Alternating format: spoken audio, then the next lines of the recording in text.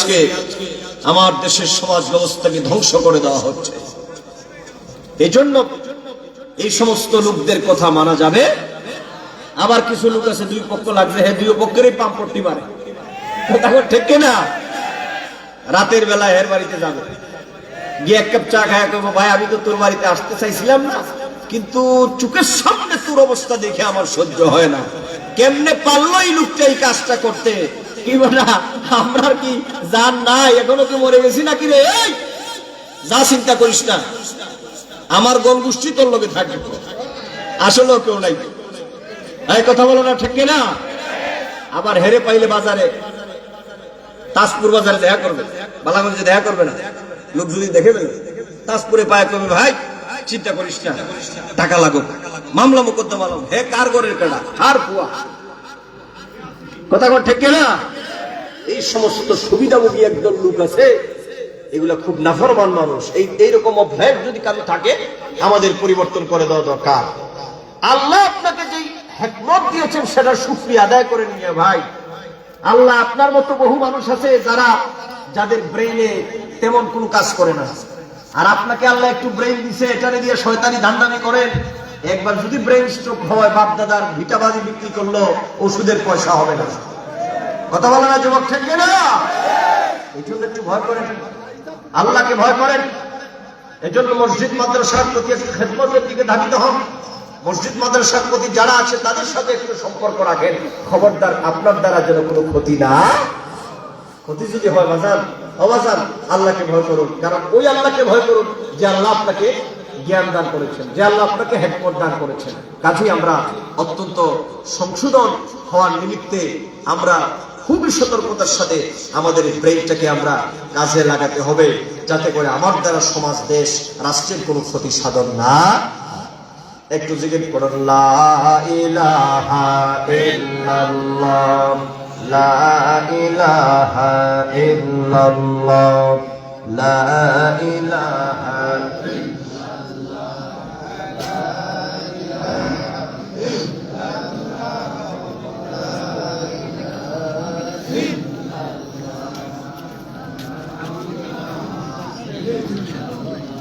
লা ইলাহা ইল্লাল্লাহ মুহাম্মাদুর রাসূলুল্লাহ। সকলে পড়ুন সাল্লাল্লাহু আলাইহি ওয়াসাল্লাম। বলছিলাম এই হিকমত আল্লাহর পক্ষ থেকে বিরাট এক অনুগ্রহ। যেমন মহাগ্রন্থ আল কোরআনে হযরত নবী মুসার বেলায় বলা হয়েছে, ওয়ালাম্মা বালাগা আশুদ্দাহু ওয়াস্তাওয়া আতাইনাহু হুকমান ওয়া ইলমা ওয়া কাযালিকা নাজজিল মুহসিনিন। আল্লাহ পাক বলেন, ওয়ালাম্মা বালাগা আশুদ্দাহু ওয়াস্তাওয়া, হযরত মুসা যখন যৌবনে পদার্পণ করলো, তার মানে তার বয়স যখন পূর্ণতায় পৌঁছালো, হুকমা ওয়া ইলমা, আমি আল্লাহ পাক তাকে বিচার বুদ্ধি দান করলাম, মানে বিচার বিশ্লেষণ করার ক্ষমতা আমি আল্লাহ পাক দিলাম। ওয়া ইলমা, এবং আমি তারে জ্ঞান দান করলাম। আল্লাহ পাক বলেন, ওয়া কাযালিকা নাজজিল মুহসিনিন, এইভাবে করে আমি আল্লাহ পাক আমার মুহসিনিন বান্দাদেরকে আমি জ্ঞান এবং হিকমত দ্বারা পুরস্কৃত করে থাকি। তাহলে আমার হাসানপুরের জনগণ, এই যে দুইটা আয়াত দিয়ে আপনাদেরকে কি বুঝাতে চাইলাম, ও যুবক ভালো করে শুনে যাও। আল্লাহ পাক বলেন, আমি ইউসুফকে ইলম দান করলাম এবং হিকমত দান করলাম। আল্লাহ পাক বলেন, আমি মূসাকে ইলম দান করলাম এবং হিকমত দান করলাম। এরপরে দুইটা আয়াতের শেষে আল্লাহ পাক বলেন, ওয়া কাযালিকা নাজজিল মুহসিনিন, এইরকম করে আমি আল্লাহ পাক আমার বান্দাদেরকে, মানে মুহসিনিন বান্দাদেরকে পুরস্কৃত করে থাকি। তাহলে বোঝা গেল যুবক, আল্লাহর পক্ষ থেকে যারা এই জমিনের মধ্যে ইলম পায়, ও মুরব্বী বাবাজিরা শুনে যান, আল্লাহর পক্ষ থেকে যারা এই জমিনের মধ্যে হিকমত পায়, প্রজ্ঞা পায়, তার মানে আল্লাহ পাক বিচার বিশ্লেষণ করার ক্ষমতা যাদেরকে দান করেছেন, ইলমে দ্বীন গ্রহণ করার ক্ষমতা আল্লাহ যাদেরকে দান করেছেন, আল্লাহ পাকের পক্ষ থেকে তার বান্দাকে যত নিয়ামত দেওয়া হয়েছে, সব নিয়ামতের মধ্যে অন্যতম দুইটা নিয়ামত হলো আল্লাহ পাক যাদেরকে জ্ঞান দান করেছেন আর হিকমত দান করেছেন। কোন সুবহানাল্লাহ। এজন্য আমার যুবকেরা শুনে যাও, ও হাফিজে কোরআন, তুমি হাফেজ হয়েছ, মাদ্রাসায় পড়তেছো, তুমি আলেম হয়েছো, সাবধান হয়ে যাও। আল্লাহ তোমাকে কত বড় নিয়ামত দান করেছে। এই জন্য আলেম ভাইয়েরা, ইচ্ছে মতো তুমি মনে যা চায় তা করতে পারবা না। হাফিজে কোরআনের হিফজ তোমার শেষ হয়ে গিয়েছে, ইচ্ছে মতো তুমি যা খুশি তা করতে পারবা না। বিরাট এক নিয়ামত আমাকে দান করেছেন, এই জন্য এই নিয়ামতটাকে হেফাজত করার জন্য সারাটা জীবন ভর তোমাকে আল্লাহর কোরআনের তেলাওয়াত করা লাগবে। তারাবিহের নামাজে কোরআনের তেলাওয়াতের মাধ্যমে কোরআনের খেদমত করতে হবে। এরপরে তোমাকে নিজেকেও 5 ওয়াক্ত বা জামাত নামাজ আদায় করা লাগবে, রোজা রাখা লাগবে। কারণ তুমি যত বেশি আমার মালিককে ডাকবা, যত বেশি আল্লাহর গোলামি করবা, আল্লাহ তোমার ইলমের নূর দিন দিন বাড়ায় দিবেন। আল্লাহ সিনাটাকে সোনার মদিনার আয়না বানায় দিবেন। আল্লাহু আকবার বলেন। আল্লাহ। কিন্তু আমাদের সমাজে এক শ্রেণীর আলেমরা আছে, বেচারা আলেম কথা ঠিক, কিন্তু তার মধ্য দিয়ে এমন কিছু কার্য সম্পাদিত হয় যেগুলো সাধারণ মানুষেরা করতেও ভয় পায়। কথা কও ঠিক না? বক্তৃতা কি শুধু সাধারণ জনগণের জন্য না আলেমদের জন্য? অনেক হাফেজে কোরআন আছে, সময় মতো নামাজ পড়ার তার টাইম নেই। আবার অনেক হাফেজে কোরআনদেরকে দেখতে পাই রমজান মাস আসলে পরে আমাদের সাথে লিয়াজুমেন্টেস করে যোগাযোগ করে, হুজুর একটু তারাবি দেখবেন, কিন্তু দেখা গেল নামাজের সময় আসতে বেচারার নামাজ পড়ারও সময় নেই। এরকম যদি বদখাসলুক কারো থাকে, আজকের বক্তৃতা যদি শুনে থাকেন, আল্লাহর ওয়াস্তে আপনি শুনে রাখেন, আল্লাহ যে কত বড় নিয়ামত দিয়েছেন আপনি কল্পনাও করতে পারবেন না। সুতরাং আপনি যদি সময় মতো নামাজ না পড়েন, আপনার আমলটা যদি ভালো না হয়, তাহলে আল্লাহর নিয়ামতের না শুকর করা হলো। আর আল্লাহ যে কোরআন দেখেছি তার দ্বারা সমাজ, দেশ, জাতি কোনো উপকৃত হয়। ইবনে মারইয়াম আযকুর নি'মাতি আলাইকা ওয়া আলা ওয়ালিদাতিক ইয আইয়াতুকা বিরূহিল কুদুস তুকাল্লিমুন নাস ফিল মাহদি ওয়া কাহলা وإذ علمتك الكتاب والحكمة والتوراة والإنجيل جنة بولن الله أكبر আল্লাহ পাক বলেন, হে ঈসা, আমি আল্লাহ পাক তোমার উপরে এবং তোমার মায়ের উপরে যত অনুগ্রহ করেছি সেইগুলা তুমি স্মরণ করো। আল্লাহ পাক বলেন, আমি ঈসাকে সাহায্য করেছিলাম, ইয আইয়াতুকা বিরূহিল কুদুস, আমি ঈসাকে সাহায্য করেছিলাম আমার জিবরাইলের মাধ্যমে, তুকাল্লিমুন নাস ফিল মাহদি ওয়া কাহলা, আর তোমাকে আমি আল্লাহ পাক বাক শক্তি দান করেছিলাম, তুমি কথা বলেছিলে ফিল মাহদি, মানে দুলনার মধ্যে থাকতে। সুবহানাল্লাহ বলেন। তাহলে এখান থেকে একটি কথা শুনে যাও, আজকে হাসামপুরের জনগণ, এই যে কথা বলার শক্তি এবং ক্ষমতা, এটাও কিন্তু মহান মালিকের দেওয়া। এই যুবক, কথা বলো না, ঠিক কিনা? বাংলাদেশে বহু শিক্ষিত মানুষদেরকে দেখতে পাই, কিন্তু সবাই বক্তৃতা দিতে গেলে কয়, ভাই আল্লাহর দোয়ায় আমি নাই। কথা কোন আছে না নাই? কিন্তু লোকটা বড় শিক্ষিত, কলেজ ইউনিভার্সিটির প্রফেসরও আছে, জনসম্মুখে বক্তৃতা দিতে চায় না। আমাদের বহু শিক্ষক এরকম আছে যারা জগৎ বিখ্যাত আলেম, যুগ বরেণ্য আলেম, কিন্তু মাঝে মধ্যে যদি জনগণের সামনে একটু বক্তৃতার কথা বলা হয়, কয় বাবা আল্লাহর দোয়ায় তুরা বল, আমরা না। কথা কোন ঠিক কিনা? আছে না নাই? অনেক বড় বড় আলেমরা আছে, মানুষের সামনে কিন্তু কথা বলতে পারে। অনেক লোক আছে বেটার বিদ্যা বুদ্ধি অনেক আছে, কিন্তু মজলিসে বসলে, একটা বৈঠকে বসলে তিনি কথা বলতে পারে না। কিন্তু গ্রামের মেম্বার সাহেব কথা কারে কয়? কথা কন আছে না নাই? চেয়ারম্যান সাহেব তিনি যখন কথা বলেন, পুরো অডিয়েন্স একেবারে নীরব হয়ে যায়। এই যে কথা বলার ক্ষমতা, এটাও কিন্তু মহান আল্লাহ পাকের পক্ষ থেকে প্রদত্ত একটা বিরাট নিয়ামত। কথা কও ঠিক কিনা? এগুলো বুঝতে হবে। আল্লাহ বলেন, তুকাল্লিমুন নাস ফিল মাহদি ওয়া কাহলা, আমি তোমাকে দুলনার মধ্যে কথা বলার ক্ষমতা দিয়েছি। এখানে আপনাদেরকে ছোট্ট একটা ঘটনা শোনাই, এটা আপনারাও জানেন, আমি আয়াতের তাফসীরে যেহেতু এসেছি আপনাদেরকে বলে দিই। হযরত ঈসা আলাইহিস সালাম এই পৃথিবীতে জন্মগ্রহণ করেছিলেন, তার কোনো বাবা, তাড়াতাড়ি বলেন সময় কম, তার কোনো বাবা, তার মার নাম কি? হযরতে মরিয়ম আলাইহিস সালাম। আচ্ছা, আল্লাহ পৃথিবীতে পাঠাবে, বাবাও লাগে না, মাও লাগে না, আল্লাহ পারে না? নাম কি? মাশাআল্লাহ, মাও নাই, মা বাপ ছাড়া দম আল্লাহ বানায়া নিজ কুদরতে, পিতা ছাড়া পুত্র ঈসা মরিয়মের উদরে। শুনছেন না ছোটবেলায় আমার মুরব্বী বাবারা গজল গাইতেন এটা? মা বাপ ছাড়া দম আল্লাহ বানায়া নিজ কুদরতে, পিতা ছাড়া পুত্র ঈসা মরিয়মের উদরে। আপন কুদরতের খেলা, আপন কুদরতের খেলা বুঝতে কি পারে জাহান, কে পারে বুঝিতে তোমার শান দয়াল রহমান, কে পারে বুঝিতে তোমার শান। তুমি জিন্দাকে মারিতে পারো, জিন্দাকে মারিতে পারো, মরার পারো দিতে যান, কে পারে বুঝিতে তোমার শান দয়াল রহমান, কে পারে বুঝিতে তোমার শান। কথা বলে ঠিক কিনা? ইউসুফ নবীকে কুয়ায় ফেলে দিল তাহার ভাইয়েরা, অন্ধকারে কে গোটারে দিয়েছিল পাহারা, দিয়েছিল পাহারা। আল্লাহু আকবার বলেন। ইউসুফ নবীকে কুয়ায় ফেলে দিল তাহার ভাইয়েরা, অন্ধকারে কে গোটারে দিয়েছিল পাহারা। আপন কুদরতের খেলা, আপন কুদরতের খেলা বুঝতে কি পারে জাহান, আল্লাহ রাসূলের গুণগান গাওরে মুসলমান, আল্লাহ রাসূলের গুণগান। মারহাবা বলেন। সেই হচ্ছে হযরতে ঈসা আলাইহিস সালাম। হযরতে ঈসা নবী যখন পৃথিবীতে আসলেন, মরিয়ম আলাইহিস সালামের কিন্তু কোনো স্বামী ছিল না। কাফিররা ঘিরে ধরল, মরিয়ম এই সন্তান কোত্থেকে পাইছো, আমাদেরকে একটু বলতে হবে এই সন্তানের বাবাকে।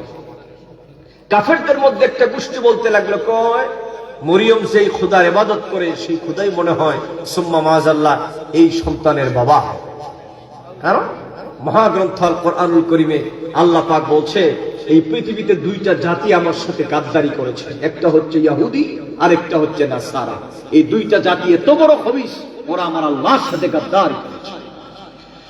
যেমন মহাগ্রন্থ আল কোরআনের অপর আয়াতে আল্লাহ পাক বলেন, وقالت اليهود عزير ابن الله وقالت النصارى المسيح ابن الله। এই পৃথিবীতে দুইটা গাদ্দার জাতি, একটা হচ্ছে ইহুদি যারা হযরত উযাইর আলাইহিস সালামকে আল্লাহর সন্তান সাব্যস্ত করেছে, আর নাসারারা হযরত ঈসা রূহুল্লাহকে আল্লাহর পুত্র বলে দাবি করেছে। নাউজুবিল্লাহ। থাক নাকি? না না, এখন বলিয়েন না, আগামীকাল বাড়িতে গিয়ে বলবেন আর কি। বড় করে বলেন না নাউজুবিল্লাহ। এই দুইটা জাতি বড় গাদ্দার। বর্তমান পৃথিবীতে কি তাদের চরিত্র গোপাল হয়ে গেছে? কথা কন না। বর্তমান এই পৃথিবীতে যত ধরনের অপকর্ম হচ্ছে, সব অপকর্মের পিছনে কলকাঠি নাড়ছে পৃথিবীর সর্বনিকৃষ্ট জাতি, পৃথিবীর সর্বশ্রেষ্ঠ সন্ত্রাসী সেই ইহুদিরা।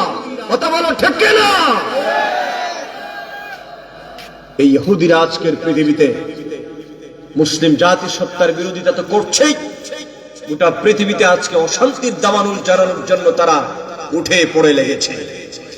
এই যে আজকের যে ফেসবুক, নেট, ইন্টারনেট, আজকে যা কিছু বলেন সবকিছুর পিছনে কিন্তু তাদের অবদান।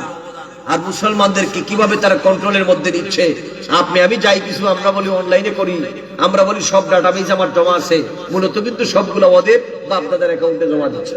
কথা কোন ঠিক না? এই জন্য আমাদের মুসলিম যুবকদেরকে আইটি এক্সপার্ট হতে হবে। আমি আমার ছাত্রদেরকে বলতে চাই, আমি নিজে একজন শিক্ষক হিসাবে আমি আমার ছাত্রদেরকে উদাত্ত আহ্বান জানাতে চাই, বর্তমান পৃথিবীতে টিকে থাকতে হলে তোমাকে ভালো আরবি জানা লাগবে, ইংরেজি জানা লাগবে এবং আইটি এক্সপার্ট হওয়া লাগবে। মাদ্রাসার ছাত্রদেরকে উদাত্ত আহ্বান জানাবো যে তোমরা এই গ্লোবালাইজেশন, এই পৃথিবীতে টিকে থাকার জন্য তোমাদেরকে এই বিষয়গুলো শিখতে হবে। শুধুমাত্র মাদ্রাসায় পড়ালেখা করি এটা বললেই হবে না, আমাদেরকে দক্ষ জনসম্পদ হিসাবে আমাদেরকে নিজেদেরকে তৈরি করা লাগবে। কথা বলা যুবক ঠিক না? নাকি জন্মের মতো সারাদিন খাইবার ঘুমাইবা আর সারা রাত ভর ফেসবুকে স্ক্রলিং করবা? কি যুবক আসেনি? আছে নাই তোমাদের কাছে? সকলের পকেটে পকেটে আছে। নাই মানে কি? সকলের পকেটে পকেটে আছে। রাতের বেলায় নফল বন্দেগী এই মোবাইলে বাদ দিয়া, মানে ওই নফল না, মানে মোবাইলের নফল বন্দেগী বাদ দিয়া তোমাকে পড়াশোনা করা লাগবে। হ্যাঁ, যুগ জীবন জগৎ সম্পর্কে তোমার ধারণা থাকা চাই। তার মানে এই নয় যে ফেসবুকের মধ্যে তুমি একবারে জীবন যৌবন সব ঢাইলে দিয়ে দিবা। কিছু লোকেরা এমন আছে, তার ফেসবুক চালানি দেখলে মনে হয় এর জগতে আর কোনো কাম নাই, তারে আল্লাহ এই কামের লাগি বানাইছে। কথা কোন ঠিক না? আবার কিছু যুবক আছে, জিজ্ঞেস করলে কি তোমারে দেখা যায় না, গত রাত্রে কোথায় ছিল? হুজুর সারা রাত নেটওয়ার্কে ছিলাম। মানে তিনি কত বড় কাজ করছেন, সারা রাত তিনি ইউটিউব নেট ইন্টারনেটে ছিল। অযুবক, এটা শুধু দেখবাই না, এটার প্রতি তোমার এক্সপার্টনেস থাকা চাই। কথা বলো ঠিক কিনা? এক্সপার্ট হও, সেখানে তুমি ইসলামের পক্ষে তুমি প্রতিনিধিত্ব করো, ইসলামের পক্ষের কথাগুলো তুলে ধরো, সেখানে কোরআন হাদিসের হক কথাগুলো তুলে ধরো, যাতে করে বিজাতীয়দের চ্যালেঞ্জ মোকাবেলায় মুসলমানদের অস্তিত্বের জানান দেওয়া যায়। কথা বলো ঠিক কিনা? এবার আসেন, মরিয়মকে বলতে লাগলো, এই ছেলের বাবাকে, আমি আর দেরি করবো না, আসছেনি আমাদের পরবর্তী হুজুর আসছে, আছে, আচ্ছা আচ্ছা নিয়ে আসবেন, আমি আর 10-15 মিনিট কথা বলবো। এবার হযরতে মরিয়ম আলাইহিস সালামকে যখন বলতে লাগলো, শোনেন ভালো করে, হযরতে মরিয়ম আলাইহিস সালাম তিনি রাতের গভীরে সিজদার মধ্যে পড়ে গেলেন, আর গিয়ে বলতেছেন, রব্বুল আলামিন, সন্তান তুমি আমাকে একটা দিয়েছো আল্লাহ পাক, এই সন্তান জন্মগ্রহণ করার পর এই যে কাফের এবং বেঈমানেরা আমাকে অনেক ধরনের অপমান করার চেষ্টা করছে, রব্বুল আলামিন এই সন্তানের পরিচয় তারা জানতে চায়, তারা যদি পরিচয় আমরা না দিতে পারি তারা আমাদেরকে অপমানিত করবে গো রব্বুল আলামিন। আল্লাহ পাক বলেন, মরিয়ম রে, তোমার গর্ভ থেকে আমার পয়গম্বর ঈসাকে আমি প্রেরণ করে দিয়া কাফের এবং বেঈমানদের সামনে আমি আল্লাহ পাক তোমার চেহারা বেজার হবে এই রকম তো আমি আল্লাহ তোমাকে তাদের সামনে একা ছেড়ে দেই নাই। এই কাফের এবং বেঈমানেরা তোমাকে যত প্রশ্ন করবে, কোনো প্রশ্ন করার, কোনো প্রশ্নের জবাব তুমি দেওয়ার প্রয়োজন নাই। মরিয়ম রে, যত প্রশ্ন করবে সব প্রশ্ন আমার পক্ষ থেকে প্রশ্নের জবাব দিবে আমার ঈসা। হযরতে মরিয়ম আলাইহিস সালাম বলে, আল্লাহ এই যে ছোট বাচ্চা ঈসা, এই দুধের বাচ্চা কেমনে জবাব দিবে? ও যুবক, ভালো করে শুনে যাও, আপনাদেরকে আমাদেরকে যদি কেউ বলে আপনার কোনো প্রশ্ন থাকলে এই দুধের বাচ্চা দিবে, তাহলে তো আপনার মেজাজটা আরো খারাপ হবে। কি করে সম্ভব? এই দুধের বাচ্চাটা কিভাবে জবাব দিবে? এবার হযরতে মরিয়ম আলাইহিস সালাম তিনি বললেন, রব্বুল আলামিন এই দুধের বাচ্চা কিভাবে জবাব দিবে গো মাহবুব? আল্লাহ পাক এবার বলেন, মরিয়ম রে, তোমার গর্ভ থেকে আমি ঈসাকে জমিনের মধ্যে পাঠিয়ে দিয়া তোমাকে আমি একা ফেলে দেই নাই, চিন্তা করবা না। প্রশ্ন যা করবে আমার ঈসাকে জবাব দেওয়ার দায়িত্ব আমি আল্লাহর কুদরত গ্রহণ করে নিলাম। আল্লাহ পাক বলেন, এবার যখন হযরত ঈসাকে ঘিরে ধরল, লোকেরা বলতেছে, কয় প্রশ্ন করে দেখো, যদি ঈসা জবাব না দিতে পারে তাহলে তো তার মা মরিয়মকে একটা পানিশমেন্ট দেওয়া হবে। এবার হযরতে মরিয়ম বলেন, আমার সন্তানকে কাফের বেঈমানেরা ঘিরে ধরে বলতেছে, কয় তোমার জবাব দাও, তুমি জবাব দাও, তোমার পরিচয়টা দাও, তোমার বাবার নাম কি? পিছন থেকে কিছু লোকেরা বলতেছে, কয় তুমি, তোমার মা যে রবের ইবাদত করেন তিনি তোমার বাবা নাকি? সঙ্গে সঙ্গে হযরত ঈসা নবী দুধের বাচ্চা তিনি সঙ্গে সঙ্গে কি জবাবটা তিনি প্রদান করেছেন, আল্লাহ পাক বলেন, এই জবাবটা আমার কাছে এত ভালো লেগেছে, আমি কিয়ামত পর্যন্ত মহাগ্রন্থ আল কোরআনে আমার ঈসার সেই জবাবটারে আমি রেকর্ড করে দিলাম। আল্লাহ পাকের শেখানো ভাষায় ঈসা নবী বলতে লাগলেন, কয় রে কাফের এবং বেঈমানেরা শোনো, তোমরা বলতেছো আমি আল্লাহ পাকের সন্তান, কিন্তু আমি আল্লাহর সন্তান নই। ইন্নী আব্দুল্লাহ আতানিয়াল কিতাবা ওয়াজআলানি নাবিয়্যা। রে কাফের এবং বেঈমানেরা, ইন্নী আব্দুল্লাহ, আমি হচ্ছি আল্লাহ পাকের মহান বান্দা। আতানিয়াল কিতাবা ওয়াজআলানি নাবিয়্যা, আল্লাহ পাক আমাকে কিতাব দিয়েছেন এবং নবী বানিয়ে পৃথিবীতে পাঠিয়েছেন। সুবহানাল্লাহ।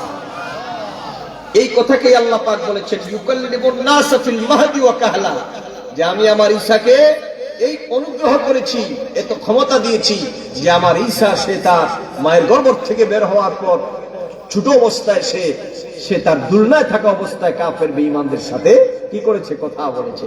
তাহলে বলুন, এই যে কথা বলার এই ক্ষমতাটা, এটা কার দেওয়া শক্তি? তাড়াতাড়ি বলেন না, তাড়াতাড়ি বলেন, এটা কার দেওয়া শক্তি? আল্লাহ পাকের দেওয়া বিরাট এক শক্তি এই কথা বলা। অতএব প্রিয় সুধী বন্ধুরা আমার, আমি আপনাদেরকে আর বেশিক্ষণ দেরি করব না, আমি শেষের দিকে চলে এসেছি। ইনশাআল্লাহ আপনাদেরকে বাকি ওলামা হযরতগণ আছেন, আপনাদেরকে অনেক কথা বলবেন। এবার আসেন আমি শেষ কথা বলে দেই।